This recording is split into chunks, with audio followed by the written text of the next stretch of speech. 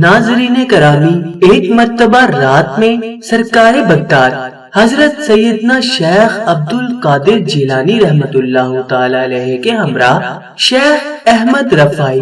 اور عدی بن مسافر رحمت اللہ تعالی علیہ حضرت سیدنا امام احمد بن حنبل رحمت اللہ تعالی علیہ کے مزار پور انوار کی زیارت کے لیے تشریف لے گئے، مگر اس وقت اندھیرا بہت زیادہ تھا۔ حضرت غوث اعظم رحمت اللہ تعالی علیہ ان کے آگے آگے تھے۔